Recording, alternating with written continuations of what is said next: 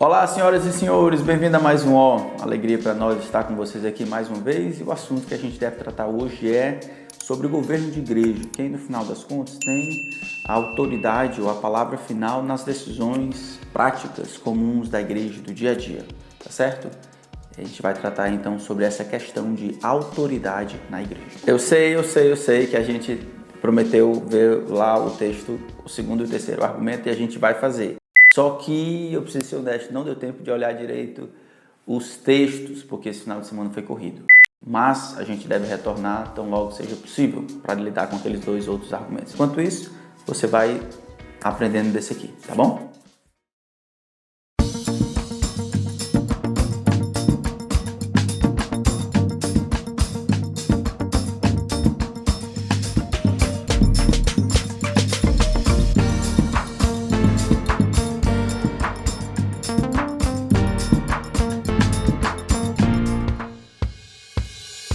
Então, se você é membro de uma igreja local, provavelmente deve ter se perguntado, já ao lendo a escritura, por que a minha igreja ela trabalha do jeito que trabalha, ou ela toma as decisões do jeito que toma, ou quem são as autoridades aí da igreja. De maneira geral, as igrejas são estruturadas em uma dessas que eu vou tratar agora. Ela pode ser chamada uma igreja episcopal.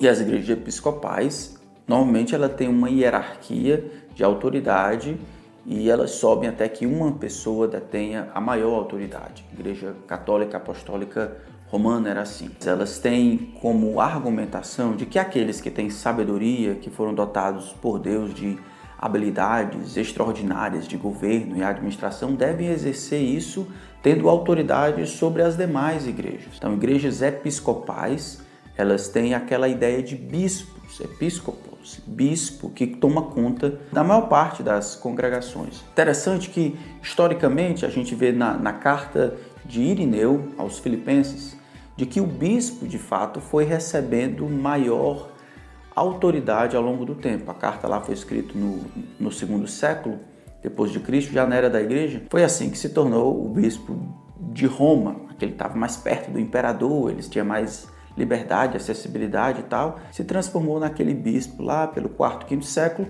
que iria gerir as decisões do cristianismo. Essa é a ideia, pelo menos, do Papa. Então, igrejas episcopais são aquelas que, na subida de hierarquia, uma autoridade ou uma pessoa tem autoridade sobre várias outras, ou toda a congregação. Igreja ortodoxa grega, também do mesmo jeito. É uma igreja episcopal. Segunda modalidade, chamada presbiterianismo. Presbiterianismo tem essa ideia de que são os presbíteros que governam.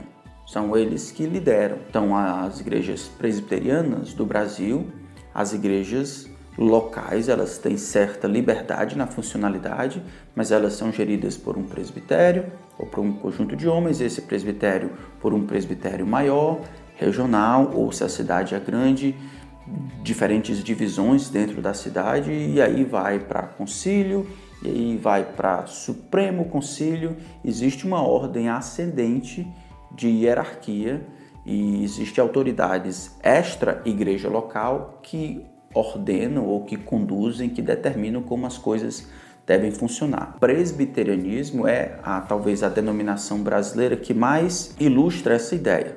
Como ponto forte, eles têm a ideia de serem guiados pelos dons. Acreditam que alguns têm dons mais excelentes de administrar. Eles fazem uma leitura de 1 Timóteo capítulo 5 e fazem uma divisão, vindo da época de Calvino, de que alguns presbíteros presidem bem, outros presbíteros são mais dedicados ao ensino, os presbíteros são presbíteros que governam, outros presbíteros são presbíteros que ensinam, e esses então que governam devem exercer esse tipo de autoridade sobre as demais igrejas. O presbiterianismo conserva parte da autonomia da igreja local, mas, ainda assim, outras autoridades extra-igreja local podem interferir e dizer de lá para cá como as coisas devem ser. E aí, por último, historicamente, nós temos o congregacionalismo. O congregacionalismo é bem próprio das igrejas batistas.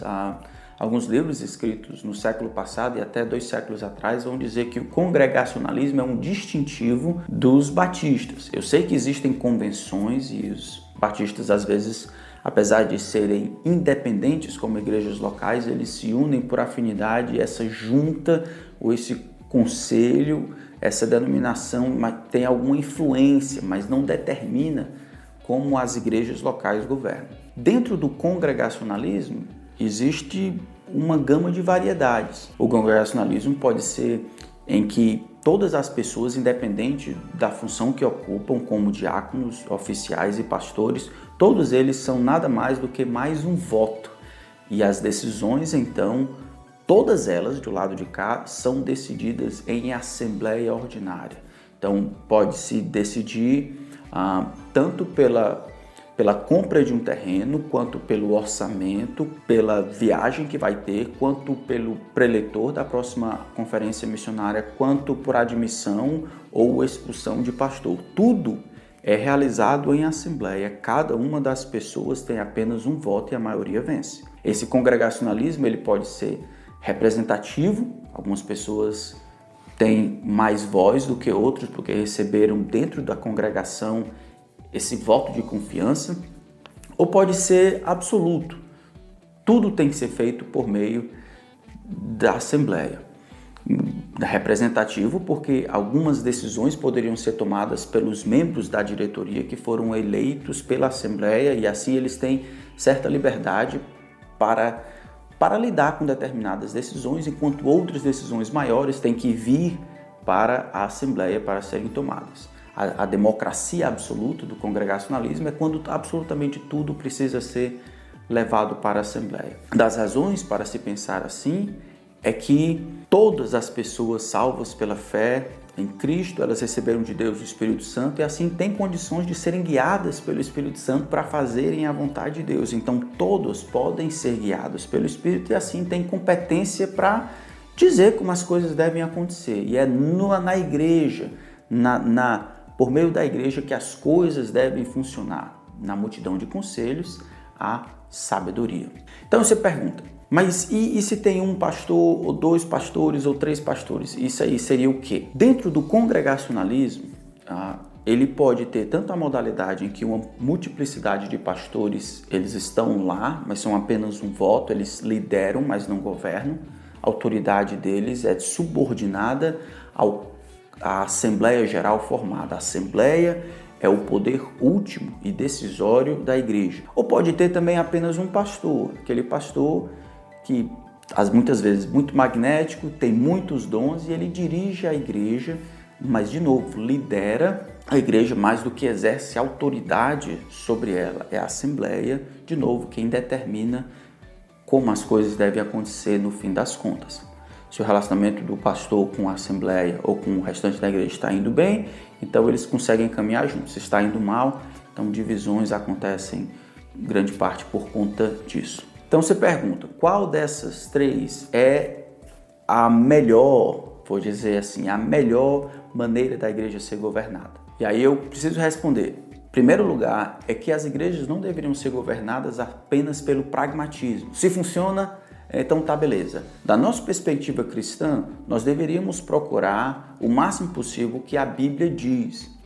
Algumas pessoas, no entanto, quando pensam sobre isso, dizem que a Bíblia é bem silenciosa a respeito disso, de que isso não é um problema central, que o Novo Testamento e as ocasionalidades das cartas se propõem a tratar. Não era um problema, então eles não trataram sobre isso. Mas será que a Bíblia é tão silenciosa a respeito disso? Será que essa questão da liderança, do governo da igreja, não era algo realmente importante, que nós podemos ver indícios na Bíblia de como ela deve ser governada? Então eu penso que sim, e acho que grande parte dos problemas que nós enfrentamos no Brasil é por ausência de compreensão bíblica nessa parte interessante e importante, que é como a igreja deve ser governada. Então, quando a gente coloca lado a lado o sistema episcopal com as suas múltiplas realidades, o sistema presbiteriano, que tantas vezes funciona e protege igrejas locais, que é de fora para dentro, que as decisões são tomadas, e o congregacionalismo, que respeita a individualidade e aponta para o Espírito Santo como sendo um elemento que permite que todos tomem a decisão, a gente vê que esses três aqui, eles não têm tanto respaldo bíblico. É isso mesmo que você ouviu. Eu não acredito que nenhum desses três tenha um respaldo bíblico que deveriam ter para que seja dito tão categoricamente que esses essas maneiras de estruturar a igreja, de tomar decisão, são de fato aquelas que devem acontecer. Existe um quarto, o quarto seria aquele sem governo, ou desgovernados. Então esse quarto aqui, que é o sem governo, eu não vou nem levar em consideração quando for colocar um outro. O outro vai ser o verdadeiro quarto, tá bom? Não vai ser um quinto, vai ser o verdadeiro quarto. Porque esse quarto aqui, que é aquele sem governo, não faz sentido. Eles estão nem lendo a escritura, não vale nem a pena a gente debater com isso não, beleza? Eles não têm uma organização clara, tudo é muito fluido, bem flexível. Algumas pessoas são chamadas e decididas lá na hora, quem ensina, quem prega. Isso vai contra, eu não vou nem citá-los, mas vai contra ao plano de Deus de organização das entidades que ele instituiu para promover ordem ao caos, família, Estado e igreja. Precisa haver um núcleo de proteção, de direção, de autoridade dentro da igreja, que pode ser a referência, que pode ser aquele que conduz. Então, esse quarto, o de ausência de governo, a gente não vai nem tratar sobre, porque esse pessoal não está lendo a Bíblia direito. Vamos ficar naqueles 3. Tá, se o senhor falou só 3, tem alguma outra? Tem o que a gente chama de presbitério local. Como assim? O presbitério local, ele é diferente do episcopal, porque não existe uma única autoridade, mas uma multiplicidade de homens qualificados que decidem. Ele é diferente do presbiterianismo, porque não admite que nenhuma autoridade extra-igreja determine como igrejas locais devem funcionar. Então, não existem concílios ou supremo concílios. Pode existir unidade denominacional e pode existir cooperação entre outras igrejas locais, mas nenhuma dessas instituições para-eclesiásticas não determinam a funcionalidade da igreja local. É diferente, então, do presbiterianismo. E é diferente do congregacionalismo porque não admite que seja responsabilidade da igreja como um todo se autogovernar nos termos de uma democracia representativa ou uma democracia absoluta. O sistema de presbitério local, ele admite que Deus em Cristo faz reinar o seu desejo sobre a igreja por meio de homens qualificados e piedosos chamados presbíteros, e que é responsabilidade das igrejas locais, depois de reconhecerem esses homens e a piedade desses homens, se submeterem com apreço e amor a esses que Deus colocou para gerir a igreja local. Esse é o sistema de presbitério local. Uma multiplicidade de homens piedosos que vão administrar a igreja, gerir a igreja, sem precisar prestar contas a outras instituições externas, mas prestar contas um ao outro e também a Deus. E a responsabilidade da igreja é se submeter carinhosamente, considerando esses homens em honra. Será que a gente pode provar esse modelo pela Escritura? Eu acredito que sim.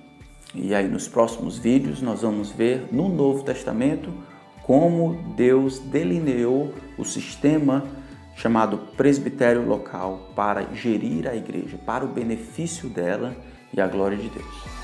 Então, segura aí.